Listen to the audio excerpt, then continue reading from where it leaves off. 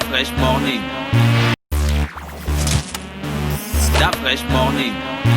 Jean-Paul, bonjour. Bonjour Dafresh. Comment tu vas ce matin? Ça va très bien. C'est officiel, Biden est le président des États-Unis. Oui, il a été désigné hier par les 538 grands électeurs, mettant ainsi un terme au processus électoral. Malgré cela, Donald Trump reste bien fidèle à lui-même, bien dans ses bottes, en continuant de contester évidemment la victoire de son adversaire. Mais ça ne changera rien, puisque le 20 janvier à midi, son mandat cessera et commencera celui de Joe Biden. On va enlever ses affaires. Dès le 19. On sait déjà, selon certaines indiscrétions, on sait qu'il va quitter la Maison-Blanche bien avant, certainement au courant des fêtes de fin d'année là, pour ne plus revenir. Il ira directement dans sa résidence de Floride et derrière, ses affaires le suivront. On sait qu'il ne sera pas là à l'investiture de Joe Biden, il n'a absolument pas l'intention de le faire. Ça prouve qu'il reste quand même assez fidèle à lui-même, à sa posture, c'est-à-dire qu'il est véritablement imbu de sa propre personne et donc pour lui il refuse l'idée qu'il ait pu perdre cette élection et il va évidemment rester dans cette position là. Le drame dedans, c'est que des millions d'Américains vont le suivre. Il ne faut pas l'oublier, 71 millions d'Américains ont voté en faveur de Donald Trump et parmi ces 71 millions, il y a des dizaines de millions qui, comme lui, croient qu'il a véritablement remporté cette élection et que le processus électoral lui a été défavorable parce qu'il a permis le vote massif, des votes anticipés, des votes qui sont venus principalement par voie postale.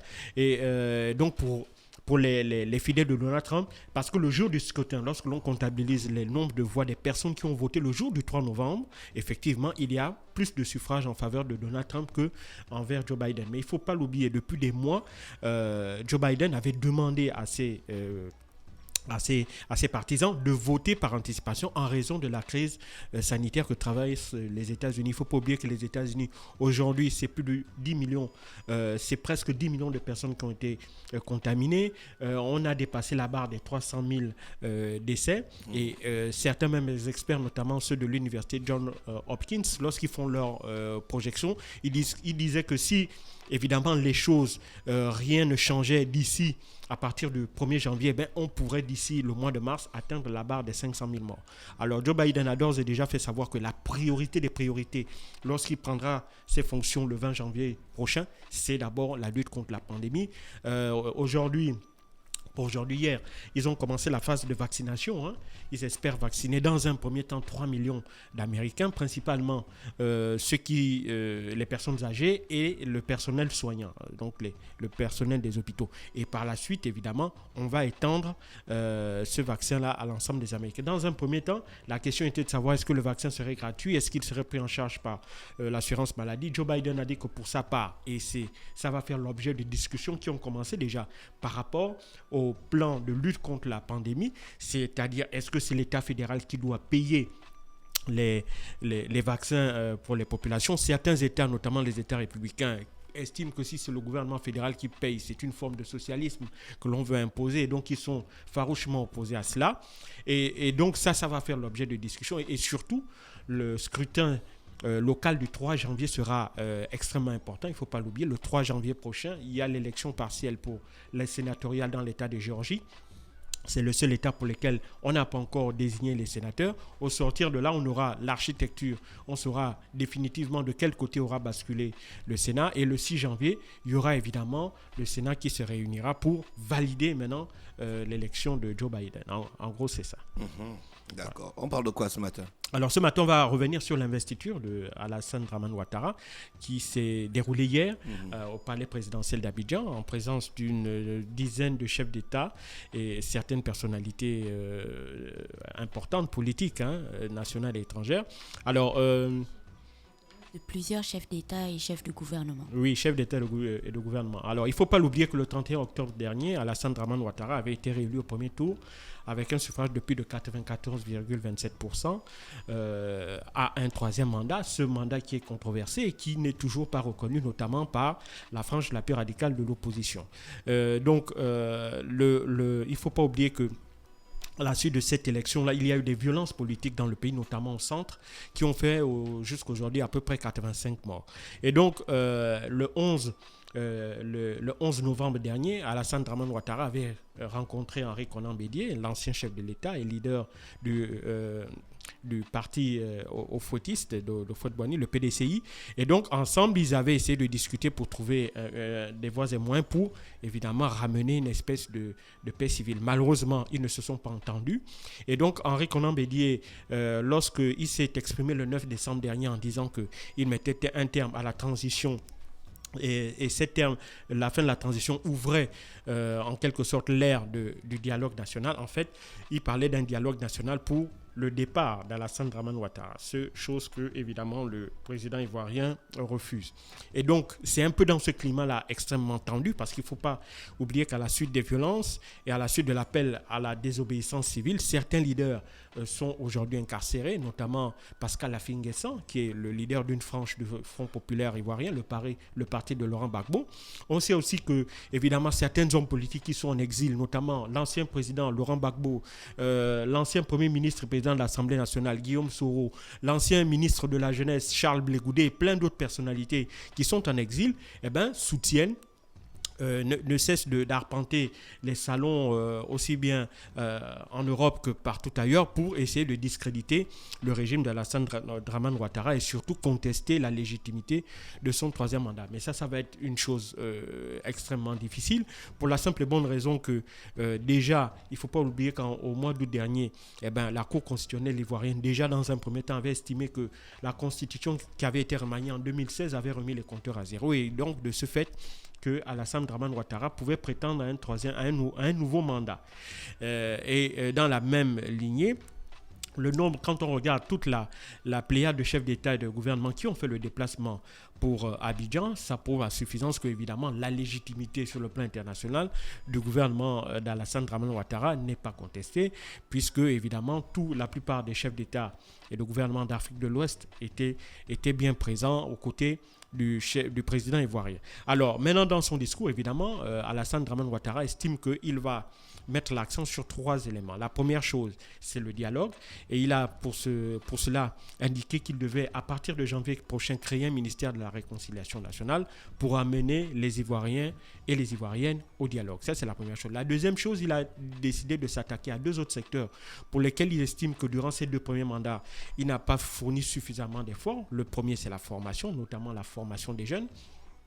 Et puis, la deuxième chose, c'est mettre l'accent sur l'action sociale. Parce qu'évidemment, sur le plan social, les programmes sociaux n'ont pas été particulièrement la priorité des 2 premiers mandats d'Alassane Ouattara. Ce sont des mandats qui ont été surtout des mandats où l'accent a été mis sur l'économie. Et donc, il veut, en quelque sorte, au cours de ce 3e mandat-là, changer ça. Alors, pour la formation, il a décidé de mettre en place, de transférer aux collectivités locales les COGES, c'est-à-dire les comités de gestion des établissements scolaires. Ce sont des frais que les parents et élèves payent chaque année pour l'entretien des bâtiments, pour l'achat de matériel didactique, etc. pour les écoles. Il a décidé que ça soit transféré aux collectivités locales parce que ces COGES aussi font chaque année l'objet de contestation de la part de familles, notamment démunies, parce qu'elles voient par ces COGES-là un moyen de les sortir ou de leur empêcher d'entrer dans le système scolaire parce que les familles qui n'ont pas les moyens de s'acquitter de ces frais-là, évidemment, sont mis de côté. Ça, c'est le premier. La deuxième chose, c'est Alassane Dramane Ouattara a dit que dans son prochain mandat, il va multiplier les centres de formation professionnelle pour essayer de capter au maximum cette masse extrêmement importante et croissante chaque année de jeunes Ivoiriens qui quittent le système scolaire normal. Et donc, pour eux, il faut leur donner une seconde chance de pouvoir avoir une formation et d'accéder à l'emploi. Et cela passe massivement par la formation professionnelle. Maintenant, en ce qui concerne l'action sociale, il a décidé évidemment que d'ici à la fin de son mandat, il devait sortir 3 millions d'Ivoiriens de la pauvreté, même s'il n'a pas dit concrètement comment est-ce qu'il allait faire pour les sortir de la pauvreté. Il estime qu'il peut faire sortir 3 millions d'Ivoiriens justement en faisant émerger une nouvelle classe moyenne, on dirait une classe moyenne inférieure dans le système ivoirien. Et donc pour lui, même s'il n'a pas décliné, comme je l'ai dit, les moyens qu'il mettra en œuvre pour y parvenir, en fait, c'est la promesse qu'il fait. Et puis, un autre point qui, semble-t-il, entre aussi dans le cadre de l'action sociale, c'est surtout la lutte contre l'impunité et surtout la lutte contre la corruption qui, selon Alassane Dramane Ouattara, gangrène les fondements même de l'État et pollue notamment l'administration, qu'elle soit publique ou privée. Et donc, il a donc décidé qu'un accent également particulier au cours de son 3e mandat sera mis notamment en matière de lutte contre la corruption. Alors donc voici en quelque sorte un peu les grandes lignes de son discours d'investiture qui a duré à peu près une demi-heure.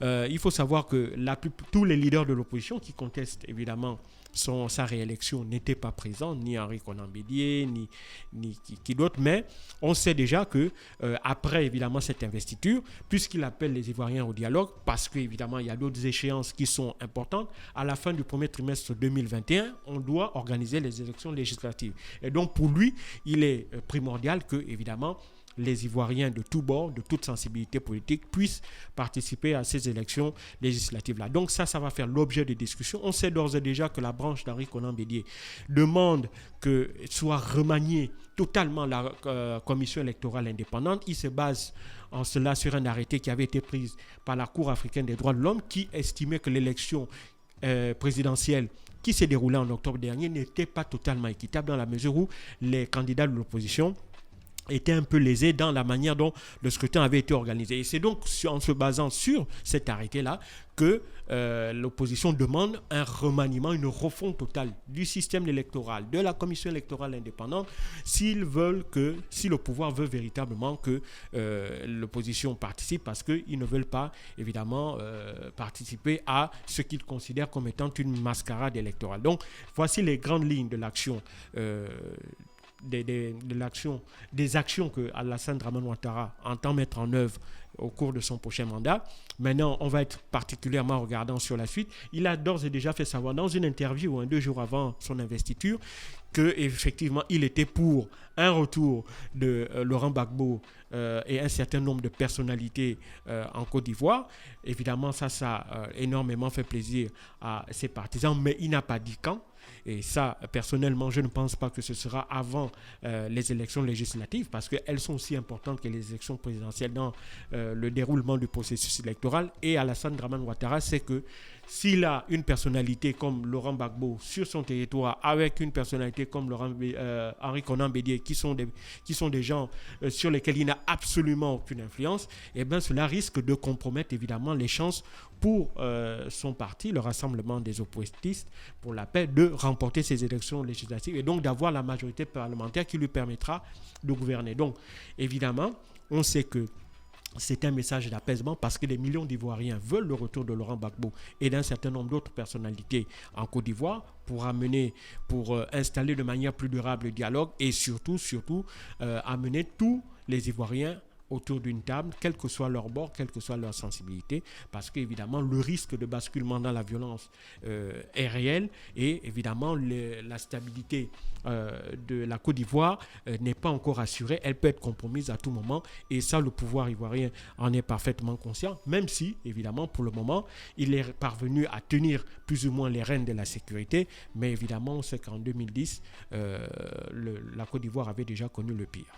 Merci Jean-Paul qui revenait donc sur la politique internationale ce matin sur les 104.5 Urban FM, la station urbaine dans le Da Fresh Morning, le réveil matinal au pied de la capitale sur la radio la plus haute de la capitale. Restez connectés, on va en musique et on se retrouve dans quelques minutes.